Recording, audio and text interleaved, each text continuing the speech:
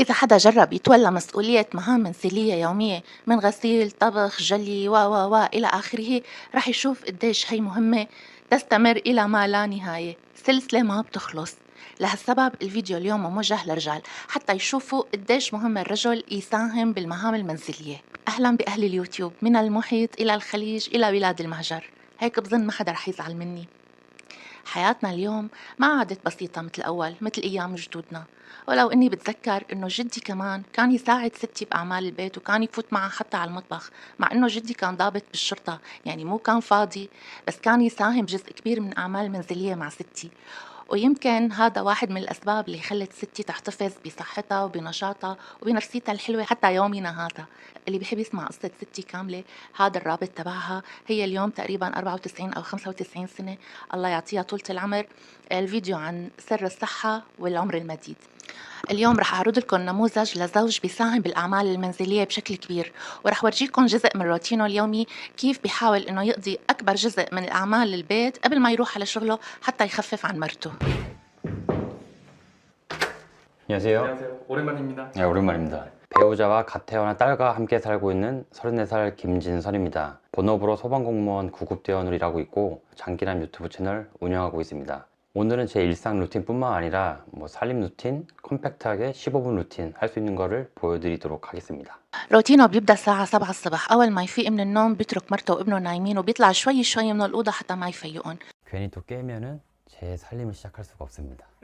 전 나오자마자 이 주방에서의 살림을 시작을 해요. أول شي بيعمله بيروح على المطبخ وبيبلش يضب الجليات تبع اليوم اللي قبل.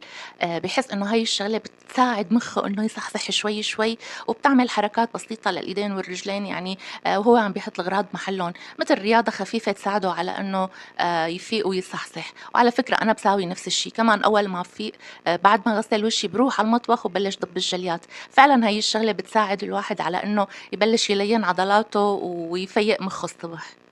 근데 사실 후라이팬 같은 거 좀 무거운 거 들면 손목에 무리가 가서 이런 것도 남편이 해주면 좋아요. 끝났습니다. بس يخلص مهمة الجلي بيروح للمهمة اللي بعدها اللي هي ضب الغسيل.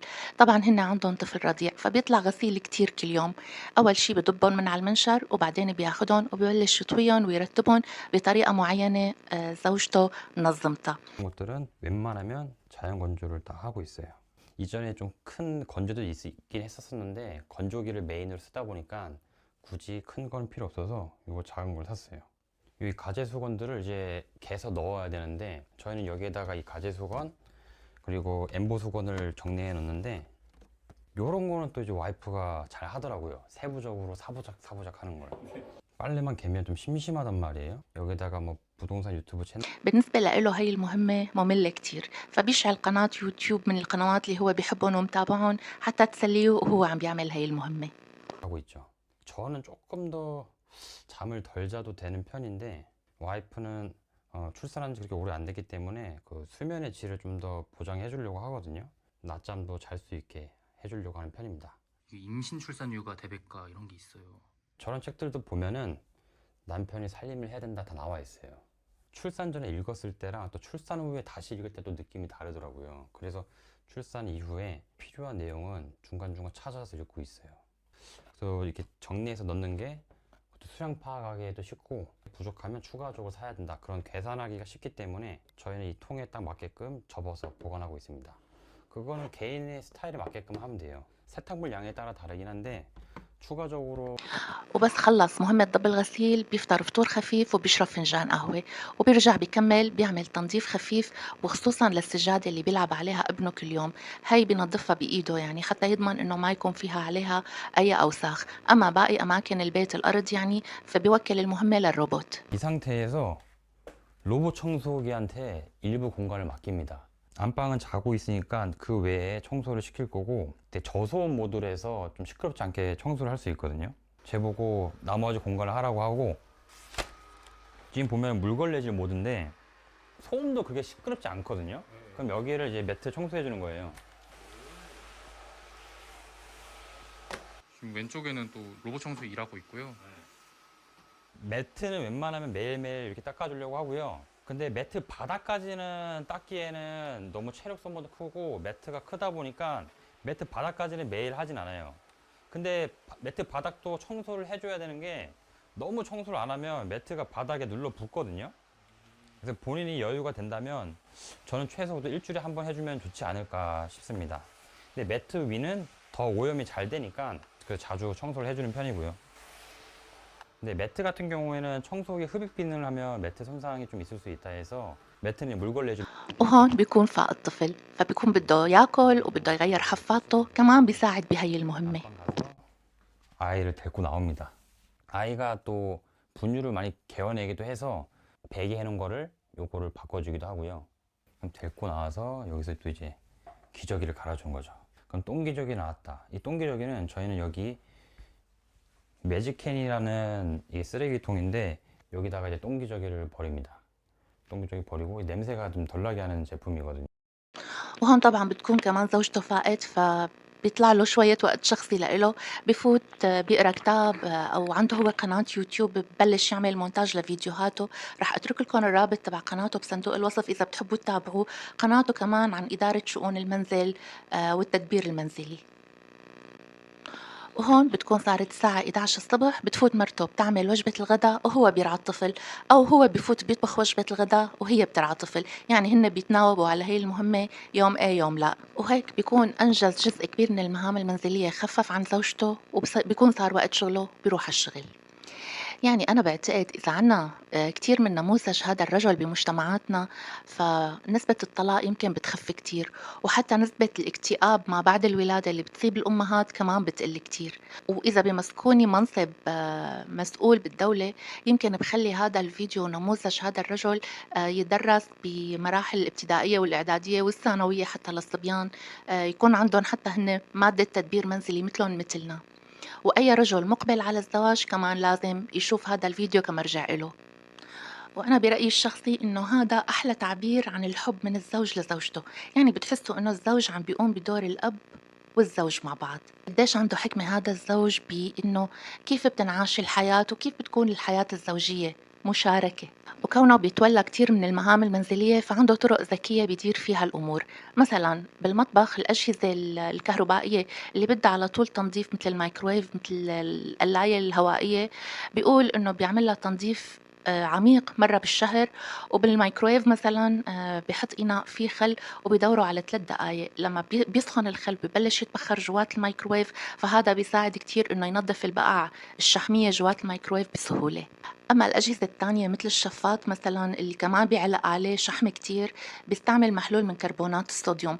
قلت لكم أنا مرة إنه الكوريين بيعتمدوا كتير على المنظفات الطبيعية مثل كلور الصوديوم، مثل كربونات الصوديوم ومثل حمض الستريك. 많이 좀 더러워질 때가 있기도 하거든요. 뭐 숟가락, 젓가락 이런 것도 좀 요거는 열탕 소독이 필요하다 싶으면은 그것도 뭐 한 달에 한 번 해서 좀 더 깨끗하게 쓰기도 하고, 배수구 같은 경우도 기본 주방에 대한 예의라 생각하는데 한 달에 한 번 정도는 배수구 내부를 청소해야 된다는 생각을 하거든요. 한 달에 한 번 정도 하면은 주방 배수구가 깨끗하게 유지가 되지 않을까 싶습니다. 후드 청소도 매월 1일날 하시고요. 네, 매월 1일날 청소하면은 여기가 막 누렇게 기름지고 그럴 정도는 안 되거든요.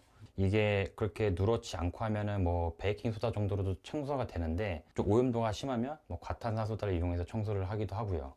웬만한 소형 과전은 매월 1일날 다 손을 보시는 거네요. 네, 근데 뭐 나는 더 자주 청소하는 분들도 있겠지만 청소만 할 수는 없으니까 월에 한 번. أما الغسالة فكل كم غسلة بفك الدرج تبع مسحوق الغسيل وبينظفه كمان تنظيف عميق، لأنه عادة هنيك بينمو العفن الأسود. المفروض إنه نحن كل كم غسلة نفكه لهذا الدرج وننظفه مزبوط، وكمان بعد الغسيل المفروض نخليه مفتوح هو وباب الغسالة حتى ما يتشكل هذا العفن الأسود. أما مدخل البيت عنده فبيقول لأنه هذا المكان بيتراكم فيه غبرة كتير، دائما مدخل البيت أكتر شي بيكون فيه غبرة، فلما بيطلع عنده جوارب قديمة بيقول إنه بيستعملها لتنظيف هذا المدخل من الغبرة. مو بس الجوارب القديمة، أي قماش قديم بيطلع عنده بينظف فيه المدخل وبيكبهم طبعا. 이용해서 닦아만 줘도 충분합니다. 이런 문손잡이도 많이. وعنده هيك منطقة أو ركن بسميه ركن الأمومة، منطقة أمومة بسيطة، في جهاز لتعقيم زجاجات الحليب تبع الطفل، وبيقول إنه هذا جهاز كتير مهم يكون عند الآباء اللي عندهم طفل رضيع. وكمان في جنبه مثل حامل بينشف عليه زجاجات الحليب. وفي غلاية مخصوصة للحليب مرته حاطة عليها العيارات، كل 120 ملي مي بحطوا لهم 4 معالق حليب. يعني مرته كاتبة هي الورقة حتى اللي بده يعمل حليب للطفل ما يخربط بالعيارات. 와이프랑 얘기했을 때 8개만 해도 회전율도 괜찮아가지고 한 4-5개 썼다? 그럼 세척하고 열탕 소독하고 다시 건조해놓고 남은 뭐 3개 정도로 다시 좀 먹이고 하면 여기에 다 마른 상태로 다시 회전이 잘 되더라고요. 이 위에 있는 건조대는 젖병 건조대예요? 세척한 다음에 물기가 남아있을 때 여기다가 좀 자연 건조를 시켜요. 그리고 여기 보면은 이 젖병 소독기 자체도 안쪽에 좀 물때가 좀 생기기도 하거든요. 뭐 일주일에 한 번이라든지 뭐 2-3주에 한 번 좀 오염이 된다 싶으면 내부에 구연산수를 이용해서 세척을 하고 있어요. 그러면 좀 더 깨끗하게 쓸 수 있죠. عنده هي الكنباية لإرضاع الطفل، لا هي كنباية عادية يعني بيقعدوا عليها، بس فيها زاوية معينة سهل إنه اللي بده يرضع الطفل بيقدر ياخد وضعية مريحة أثناء إرضاع الطفل. وبيقول إنه لما بده يتحمم فبيوقت حمامه مع حمام الطفل، يعني بيتحمم هو قبل مشان يصير الحمام بخار ودافي، لما بيفوت الطفل حتى يتحمم بيكون مهيئ له إنه الجو صار دافي بالحمام. ولأنه الطفل صار وزنه أكثر من 4 كيلو ونص، صار عمره 70 يوم، فبيقول إنه تقيل احمله على إيدي لما بدي حممه، فجايب له بانيو خاص كمان عملي بينطوى وبينحط بمكان مثلا بيتعلق ورا الباب أو بأي مكان ما بياخد حيز أبدا. 뿐만 아니라 목욕 욕조 청소, 화장실 청소도 맞물려서 같이 해주면 좋다고 봅니다. 다 쓰고 나면 위에다 걸어서 수납을 하고 있고요. 히든 공간이 있습니다. وعنده هيك مثل محطة أو ستيشن يعني جنب غرفة النوم عاملها مخصوص لتغيير حفاضات الطفل، مثل مو تخت ما بعرف يعني مثل مكان بيسطح عليه الطفل بغير له حفاضاته، وتحت هذا المكان الحفاضات كلها موجودة، وعنده كرسي هيك معين بيحط الطفل فيه بياخده على المغسلة حتى يغير له بعد تغيير الحفاضات. يعني أمور عملية جدا. 수락 이루어지는 것들이 많아요. 기저귀 벗겨서 간단하게 닦아주고 엉덩이 씻기기 편하게 나온 제품이거든요. 고정하고 아이를 올려놓고 좀 따뜻함을 틀어놓은 상태에서 엉덩이를 씻겨줍니다. 아, 물 묻지 말라고 방금 팔꿈치로 닫으신 거예요? 네. يا رب هذا الفيديو ياخد صدى حلو عند المشتركين بقناتي من الرجال، وإذا بيحبوا يكتبوا لي بالتعليقات هن بيساهموا بالأعمال المنزلية مع زوجاتهم أو لا، وإذا لا شو اللي بيمنعهم. يعني الموضوع مفتوح للنقاش من كلا الطرفين، الأزواج والزوجات. اعذروني إذا ما كنت عم بقدر رد على تعليقاتكم كلياتها، لأنه أنا يعني يا بدي أعمل فيديوهات مفيدة يا بدي رد على كل التعليقات، فإذا كنت بطيئة شوي بالرد اعذروني. وحتى لاقيكم فيديو جديد بتمنى لكم كل الخير والحب والسعادة، ودمتم بحفظ الله ورعايته. 전국 살림자랑 출연했을 때는 살림력이 스펙이라고 이야기를 했었는데 실제로 실천하면서 느낀 거는 더더욱 중요한 부분이 있다. 아내만 하는 게 아니라 남편도 꼭 해야만 한다고 생각을 하고 있거든요.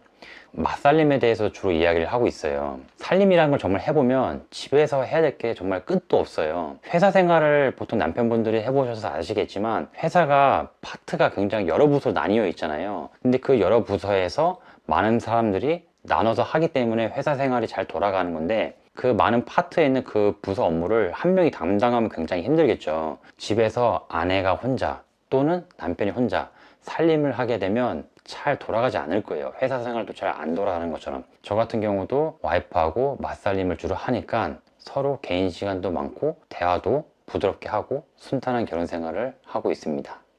제가 지금 소방공무원 교대 근무를 하고 있는데 아침부터 밤에까지 없게 되면 아내가 다 모든 걸 살림을 전담해야 될 때가 있거든요. 근데 그럴 때는 저 같은 경우엔 출근 전에 기본적인 살림 할 수 있는 거를 좀 하고 가요. 전날 먹었던 거 제자리에 돌려놓고 뭐 세탁을 돌릴 수 있으면 세탁을 한다든지, 그거는 가족, 아내를 생각하면 눈에 보이게 될 거예요. 이제 새해가 시작됐는데요. 2025년 뭘 해야겠다 라는 생각을 한번 좀 하실 수 있는데, 집안 전반적인 이 살림 루틴을 잡아가는 걸 해보는 건 어떨까 싶습니다. 나 혼자서 힘들어. 그러면 배우자하고 잘 이야기해서 2025년에는 우리 조금 더 정돈된 삶을 살아보는 게 어때? 2025년은 좀 정돈된 한 해가 됐으면 합니다. 새해 복 많이 받으세요. 감사합니다.